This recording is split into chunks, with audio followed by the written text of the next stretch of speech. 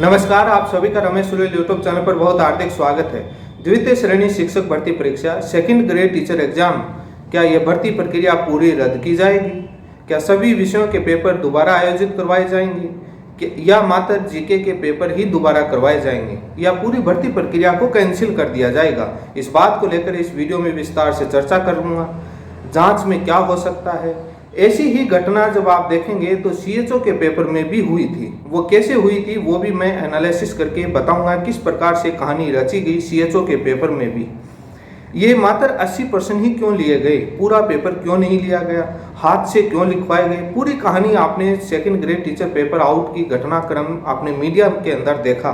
लेकिन इस वीडियो में थोड़ा सा अलग से दिखा करके और पूरी एक कहानी के रूप में दिखाऊंगा कि जांच में क्या हो सकता है, क्या मामले को दबाया जा सकता है, उसके बाद आंसर की और रिजल्ट जारी कर सकती है सरकार। ये तमाम इश्यू को लेकर या पूरी भर्ती प्रक्रिया को रद्द किया जाएगा। आप वीडियो पूरा जरूर देखिए। इस सेकंड ग्रेड टीचर एग्जाम के पेपर आउट के पूरी जब हिस्ट्री को देखेंगे, इस कहानी को देखने से पहले थोड़ा सा पीछे इतिहास में आपको जाना होगा। इस कहानी में जाने से पहले थोड़ा सा आपको पीछे के इतिहास में जाना होगा। राजस्थान में कई भर्ती परीक्षाओं के पेपर आउट हुए। उन भर्ती परीक्षाओं के पेपर आउट में एसओजी को जांच सौंपी गई। एसओजी ने क्या जांच की, सबसे पहले ये देखना होगा। उसके बाद मैं आपको सेकंड ग्रेड और सीएचओ के पेपर के आउट की कहानी पर लेकर आऊंगा। आपको मालूम है कि रीट 2021 लेवल 2 का पेपर बहुत बड़े स्तर पर आउट हुआ, जिसको रद्द किया गया। जिसमें क्या कहानी हुई वो आपको समझाऊंगा। इसी के साथ जूनियर इंजीनियर का पेपर, लाइब्रेरियन का पेपर, सीएचओ का पेपर, वनपाल वनरक्षक का पेपर, पुलिस कांस्टेबल का पेपर, सब इंस्पेक्टर का पेपर पर भी आरोप लगे। आरएएस इंटरव्यू में रिश्वत लेने का जो ट्रैप का कांड हुआ और जूनियर अकाउंटेंट का पेपर भी आउट हुआ था बहुत पहले। लेकिन इन भर्ती परीक्षाओं के पेपर आउट में पेपर आउट की जो गिरोह की जांच के लिए और पूरी जिम्मेदारी एसओजी को सौंपी गई। लेकिन इन भर्ती परीक्षाओं में एसओजी ने कितनी जांच की, कहां तक पहुंची, जब यहां से कहानी समझ में आएगी तो आपको आरपीएससी के सेकंड ग्रेड के पेपर आउट की कहानी भी समझ में आएगी कि क्या हो सकता है। थोड़ा तथ्यात्मक विश्लेषण दिखाऊंगा। सबसे पहले रीट 2021 की जो ताज़ा मैटर है, उसके बाद मैं सीएचओ की कहानी को बताऊंगा कि किस प्रकार से इसी प्रकार से घटना घटित हुई नजर आ रही है। जिस प्रकार से आरपीएससी सेकंड ग्रेड में हुआ वैसा ही सीएचओ में नजर आ रहा है। लेकिन कैसे आ रहा है आप वेट कीजिएगा, वो भी मैं दिखाऊंगा। रीट 2021 L1 और L2 का पेपर आयोजित हुआ, जिसमें L2 का पेपर आउट हुआ।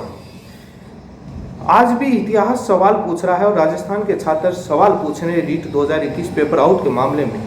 जो स्ट्रॉन्ग रूम की चाबी जो पाराशर और जो खिलाड़ी और जो तमाम जो गिरोह पकड़े गए थे उनको किसने दी, प्राइवेट मेंबर्स की नियुक्ति किसने की, ये सवाल आज भी पूछ रहा है। पेपर चोर भी कितना ईमानदार था कि लेवल 2 का पेपर निकाल के ले गया लेकिन लेवल 1 के पेपर को छुआ नहीं। जिस प्रकार से आरपीएससी के बाबूलाल कटारिया जी कितने ईमानदार थे कि मात्र जीके के पेपर को ही बेचा, सब्जेक्ट के पेपर को नहीं बेचा, उतने ही ईमानदार रीट 2021 के अंदर थे कि लेवल 2 के पेपर को निकाला, लेवल 1 के पेपर को छुआ तक नहीं। चोर कितना ईमानदार था उस भर्ती में। लेकिन सवाल आज भी इतिहास में उठाए जा रहे हैं। उस मामले को लेकर के थोड़ा सा शॉर्ट में कहानी बताता हूँ। जब पेपर आउट हुआ कई प्रकार के सवाल हुए, एसओजी ने प्रेस कॉन्फ्रेंस की जिस प्रकार से अभी की और मामला बहुत अच्छा मीडिया में आया। लेकिन उसकी जांच में क्या हुआ, गिरफ्तारियां भी हुई और गिरफ्तारियां होने के बाद कुछ समय बाद धीरे धीरे सभी जमानत लेकर बाहर निकल गए। लेकिन हुआ कुछ भी नहीं। शायद अभी तक दोषी किसी को साबित नहीं किया गया। मामला हाईकोर्ट में गया। हाईकोर्ट में जाने के बाद क्या होता है कि पूरे मामले की रिपोर्ट एसओजी सील बंद लिफाफे में हाईकोर्ट को देती है। और सील बंद लिफाफे में क्या होता है पता नहीं, एबीवीपी की तरफ से फाइल दायर की जाती है पीआईएल, जिसमें मामले में राजीव गांधी स्टडी सर्किल और तमाम मिनिस्टर तमाम लोगों को घेरे में लिया जाता है। लेकिन सील बंद लिफाफे में रिपोर्ट देने पर जज और सरकार ही पड़ती रह जाती है, विपक्ष को पता भी नहीं लगता। वो उस मामले पर सुनवाइयां कंप्लीट हो गई लेकिन अभी तक फैसला नहीं हुआ। वैसे आपको बताना चाहूँगा कि सुप्रीम कोर्ट सील बंद लिफाफे में रिपोर्ट देने पर खास तौर पर नाराजगी जताता आया है। अभी पीछे कई मामलों में भारत सरकार ने सील बंद लिफाफे में कोर्ट को रिपोर्ट दी तो कोर्ट ने नाराजगी जताई थी।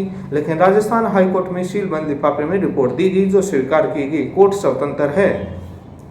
लेकिन जब मामला डीपी जारोली जो माध्यमिक शिक्षा बोर्ड के अध्यक्ष थे उन पर आती है तो माध्यमिक शिक्षा बोर्ड के अध्यक्ष बहुत शानदार समझदार थे। उन्होंने कहा कि पेपर आउट राजनीतिक संरक्षण में हुआ। बाबूलाल कटारा जी इतने समझदार नहीं थे, इसलिए उन्होंने ये बयान दिया नहीं। क्या पता वो ये बयान दे जाते तो थोड़ा बच जाते, इसलिए डीपी जारोली तो बचकर निकल गए। मुझे नहीं लगता है कि डीपी जारोली से कोई पूछताछ भी हुई। माध्यमिक शिक्षा बोर्ड के सचिव अरविंद सेंगवा जी को निलंबित किया गया, लेकिन वो वापस अपनी ड्यूटी पर लग गए।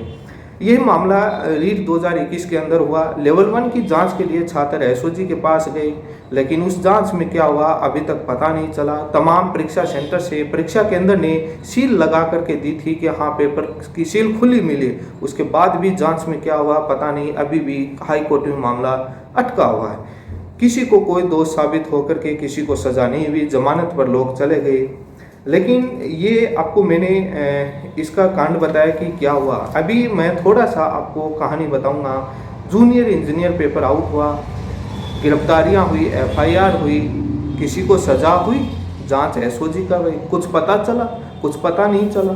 ऐसी ही बात की जाए तो लाइब्रेरियन के पेपर में जयपुर की बहुत बड़ी कोचिंग संस्थान के लोग पकड़े गए। क्या हुआ, सजा हुई, गिरफ्तारी हुई, वो कोचिंग संस्थान वैसे ही चल रहे हैं। किस प्रकार से पीजी से पेपर आउट किया गया और कितना बड़ा गिरोह शामिल था, क्या हुआ उस रिपोर्ट का। वनपाल के अंदर क्या हुआ, पुलिस कांस्टेबल के अंदर क्या हुआ, किसी को सजा हुई। सब इंस्पेक्टर की जांच में क्या हुआ। आरएस इंटरव्यू जो रिश्वत के अंदर जो सज्जन सिंह जो नाम के कनिष्ठ लेखाकार थे उनको ट्रैप किया था, बट उस मामले में क्या हुआ, आरपीसी के सदस्य का इन्वॉल्वमेंट दिखा रहा था इंटरव्यू के अंदर, बट क्या हुआ, कोई जांच हुई, कुछ सामने आया। जूनियर अकाउंटेंट की जांच में आज तक बहुत पहले एक मांग चली कि पेपर आउट को लेकर सख्त कानून बनाया जाए। जब पुराने कानून 1992 के कानून में किसी को 2 साल 1 साल की सजा नहीं हुई, तो नया कानून आने के बाद पेपर आउट हुआ। क्या पुलिस कांस्टेबल और आपका वनपाल और तमाम पेपर आउट हुए, क्या किसी को कोई सजा हुई। जब तक नीयत साफ नहीं होती है तब तक सजा नहीं होती है। कानून में बहुत सारे लचीलेपन होते हैं क्योंकि सरकार के पास पावर होती है, तमाम तरीके की चीज़ें होती हैं। लेकिन मैं इससे पहले सीएचओ के पेपर से मैं कहानी मैच करने के बाद सेकंड ग्रेड के पेपर आउट की कहानी पर आऊँगा। जो आपकी तमाम जो कहानियाँ बता रहा हूँ आपकी स्क्रीन पर है। सीएचओ के पेपर के आउट की कहानी आपकी स्क्रीन पर है, किस प्रकार से मीडियम में आया। 89% आउट किए गए।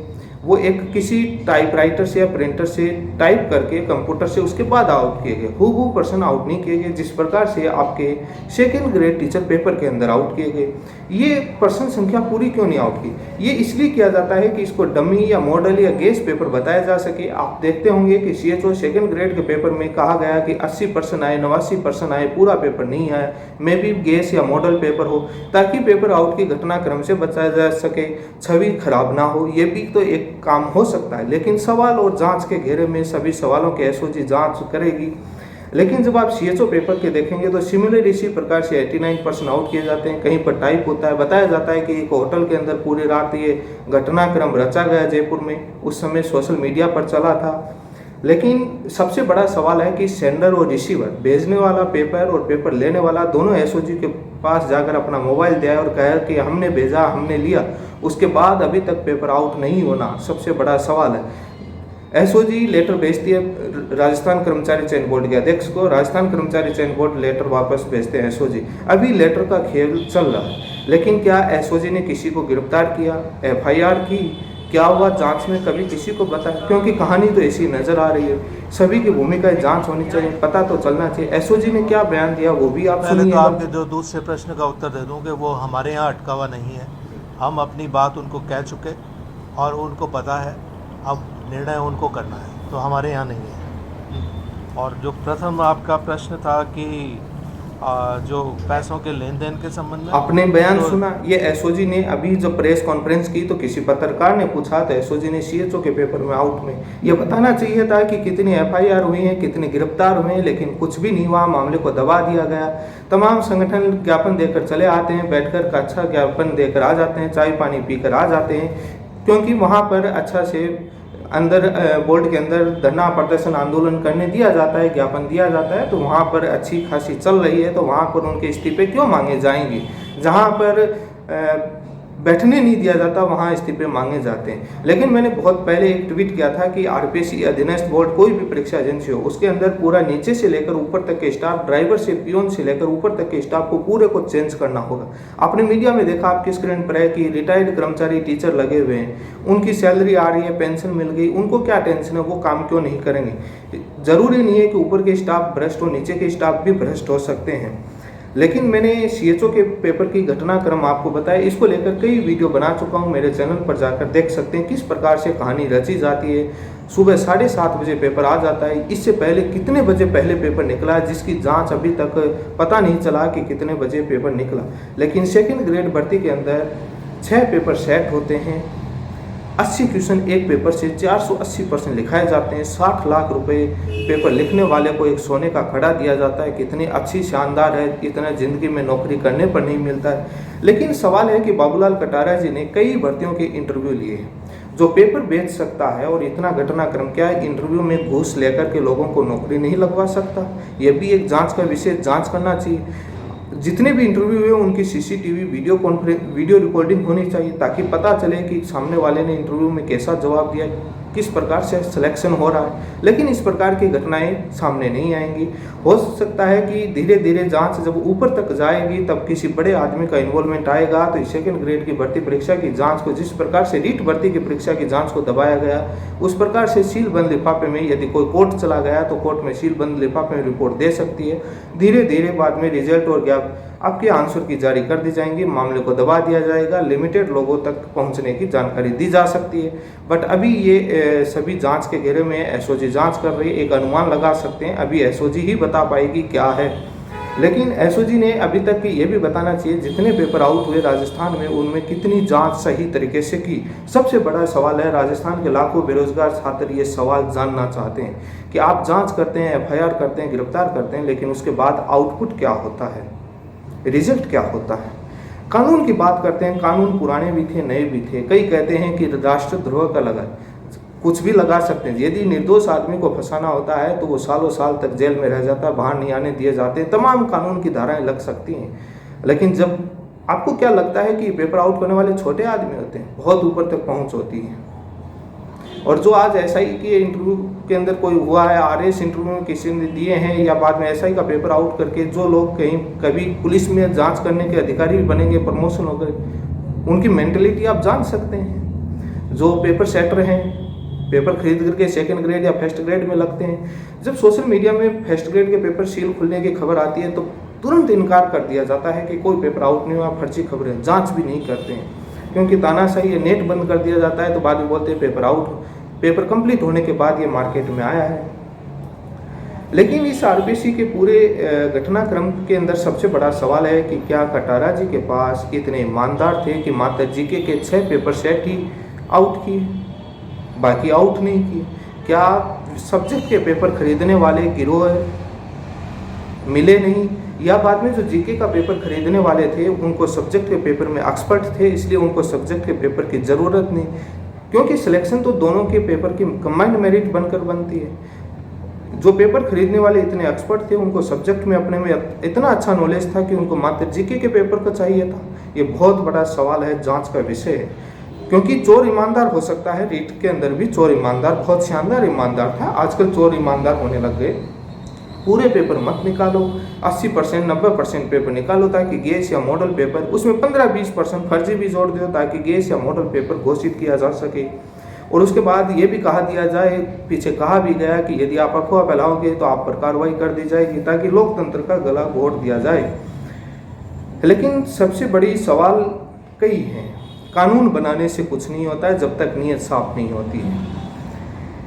ये मामला राजस्थान का नहीं, अन्य राज्यों में भी यही हालात हैं। जब आप गुजरात, उत्तर प्रदेश, मध्य प्रदेश और पीछे देहरादून में भी आपने देखा था, सभी जगह पेपर आउट हो रहे हैं।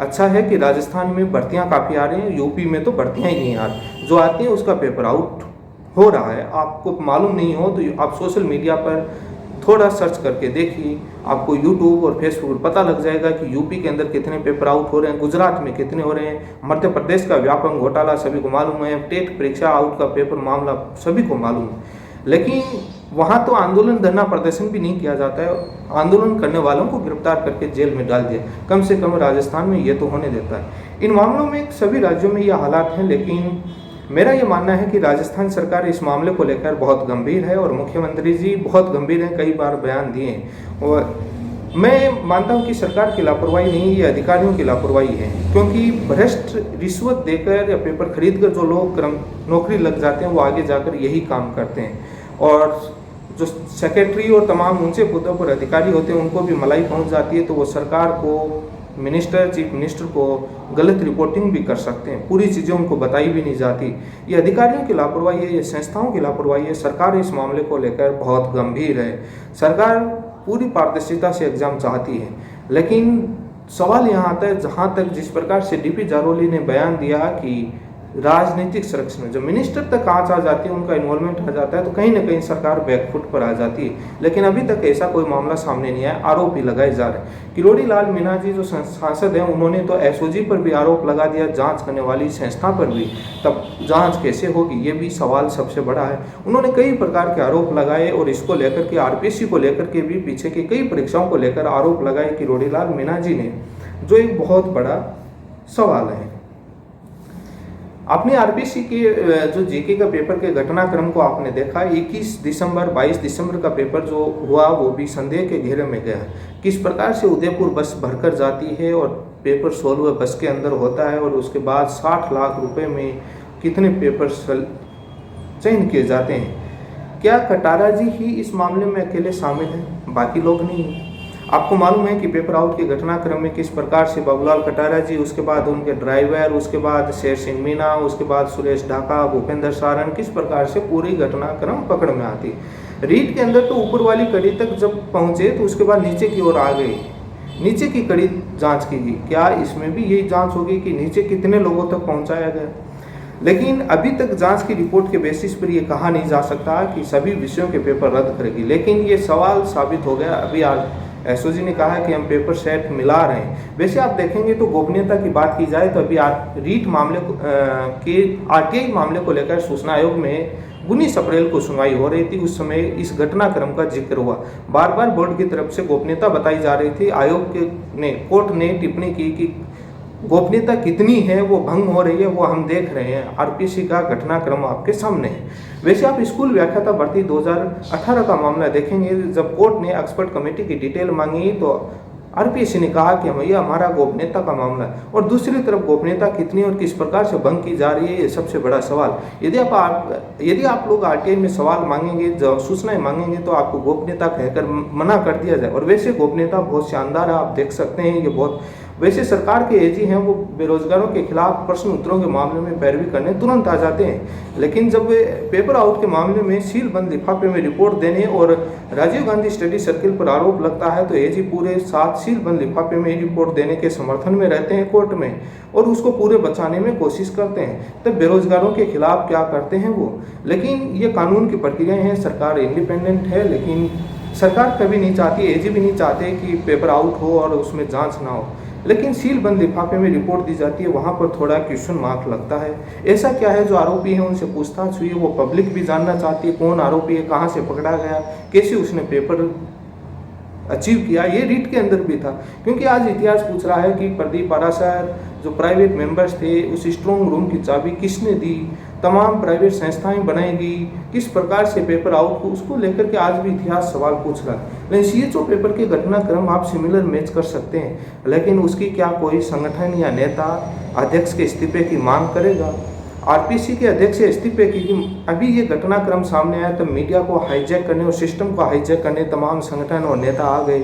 उससे पहले तो रिजल्ट और आंसर की डिमांड कर रहे। दूसरी तरफ छात्र कह रहे थे कि सभी विषयों के पेपर आउट हुए हैं, आप उसको जांच कीजिए, क्या कर रहे हैं। लेकिन तमाम संगठन, नेता और मंत्रियों के पास ज्ञापन लेकर पहुंच गए, रिजल्ट जारी कीजिए, आप फोन कीजिए आरपीसी में। इसको ये तो पता हो कि सरकार ने इतना अच्छा, एसओजी को शुक्रिया कहो कि एसओजी ने इस कदम तक पहुंचा और जांच की। नहीं, इन संगठन के नेताओं के भरोसे तो अपनी पॉपुलैरिटी और पब्लिसिटी के चक्कर में तो कुछ भी हो सकता है, लेकिन वो वहीं जाते हैं जहाँ पर उनकी रोटियाँ सिकती हैं। राजनीतिक न्याय से कोई मतलब नहीं है, वो भीड़ देखते हैं। अभी देखेंगे कि भीड़ है। यदि इसमें सरकार सख्त कदम रखा है कि पेपर बाकी विषयों के सब्जेक्ट के आउट नहीं हुए, जीके के बड़े स्तर पर आउट नहीं हुए और रिजल्ट और गैप आंसर की जारी करते हैं तो वो नेता उसी राग में राग गाने लग जाएंगे, वो उसके खिलाफ नहीं आएंगे, वो भी कहेंगे कि हाँ रिजल्ट जारी होना चाहिए। लेकिन सवाल बहुत गंभीर है। पेपर आउट की घटनाओं को लेकर राजस्थान नहीं सभी राज्यों में यह हालात हैं। आप देखेंगे तो किस प्रकार से सोशल मीडिया पर कमेंट किए जाते हैं। तमाम परीक्षाओं में सबसे बड़ा सवाल है कि क्या जांच हुई, कोई सवाल बताने वाला। आरपीएससी के अध्यक्ष की भूमिका भी जांच होनी चाहिए। किस प्रकार से किस सदस्य को एक सदस्य को इतना पेपर सेट करने की जिम्मेदारी दी जाती है। पेपर सेलेक्ट करके आरपीएससी के चेयरमैन ने उसको दिया, एक विश्वसनीयता के नाते दिया जाता है। क्या इसमें कड़ी ऊपर तक है, ये भी एक जांच का घेरा है। किस किस का इन्वॉल्वमेंट हो सकता है, सबूत भी मिटाए जा सकते हैं। लेकिन इस मामले में एसओजी बहुत एडवांस है, एसओजी इस मामले में जांच कर लेगी।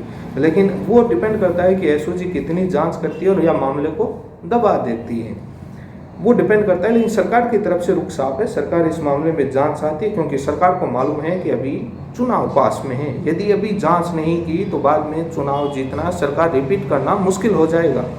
ये सबसे बड़ा सवाल है।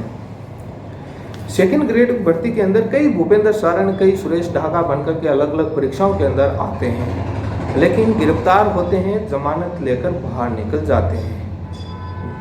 क्या नया कानून लगने के बाद वनपाल, पुलिस या तमाम परीक्षाओं के पेपर आउट में किसी की बिल्डिंग सीरीज हुई, या किराए की बिल्डिंग को गिरा करके दुनिया को दिखाया गया कि हमने कार्रवाई कर दी? ये काम राजस्थान में नहीं है। जब यूपी के अंदर चुनाव थे तब एक टेट पेपर आउट हुआ, उस समय भी ऐसी पब्लिसिटी सरकार ने ली, उसके बाद पेपर आउट हुए, उसमें क्या हुआ, उसमें ऐसी कोई बिल्डिंग गिराई गई? तो ये काम अकेली राजस्थान सरकार को दोष नहीं दिया जा सकता, बाकी सरकारों में भी ऐसे ही काम होते हैं। वहाँ पर कम से कम यहाँ आंदोलन, धरना प्रदर्शन, इतना काम तो बढ़ दिया जाता है, कम से कम गिरफ्तार तो नहीं किया जाता है, इतने मुकदमे तो जेल में तो नहीं डाले जाते, वहाँ पर तो आवाज़ भी नहीं उठा। आपने देखा होगा कि केंद्र सरकार की रेलवे भर्ती परीक्षाओं में किस प्रकार से जब वो गड़बड़ियाँ हुई तो आंदोलन और वो किया तो किस प्रकार से लोगों को जेल में ठूस दिया था, किस प्रकार से कार्रवाई की गई थी। ऐसी कार्रवाई तो नहीं होती है जो धरना प्रदर्शन आंदोलन करने वालों पर। बाद में आरपीएससी, रेलवे को भी वो चीज़ें बदलनी पड़ी थी। तो ये एक बहुत कई इतिहास में सवाल छात्रों के मन में रह ही जाते हैं कि आखिरकार हुआ कैसे। ये बहुत बड़ा क्वेश्चन मार्क लगता है आरपीएससी का। एक बार हबीब खुराना नाम करके कोई आरपीएससी के सदस्य थे, जब प्रिंटिंग प्रेस से आरएस का पेपर आउट हुआ था। लेकिन इन सदस्यों की काफ़ी लोगों के सवाल है कि आरपीएससी के अध्यक्ष और सदस्य की नियुक्ति इंडिपेंडेंट होनी चाहिए। मेरा मानना है कि इसके ऊपर इंक्वायरी सेटअप भी एक हाईकोर्ट या सुप्रीम कोर्ट का रिटायर्ड जज होना चाहिए, ताकि इनके ऊपर मॉनिटर कर सके और इनकी नियुक्ति में सरकार की कोई दखल अंदाजी ना हो। और इसके नियुक्ति का सेटअप ऐसा होना चाहिए जिसमें प्रतिपक्ष हो, सरकार हो और इसके साथ साथ इसमें हाईकोर्ट भी हो शामिल नियुक्ति के अंदर, ताकि उसके पूरे बैकग्राउंड, उसकी हिस्ट्री को देख करके उसके बाद ही।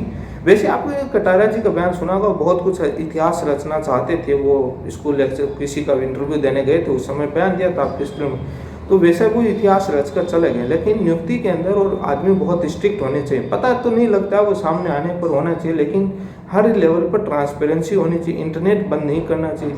जैसी शिकायत आती है तो पुलिस इंडिपेंडेंट रहनी चाहिए, उस पहलू, उस तथ्य को जांचना चाहिए। जो भी छात्र इसमें इन्वॉल्व नहीं हो वो भी स्ट्रिक्ट रहें और जैसी सूचना आती है पुलिस को सूचना देनी चाहिए, एसओजी को, कंट्रोल रूम को।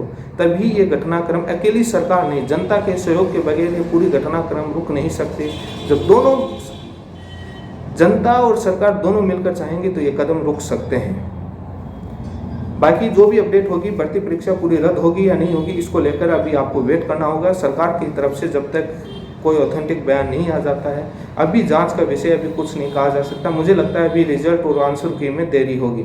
यदि मामला ऊपर लेवल तक किसी बहुत बड़े लोगों तक कनेक्शन जाएगा तो हो सकता है मामले को दबा दिया जाए, अदरवाइज पूरा कच्चा चिट्ठा खोल दिया जाएगा।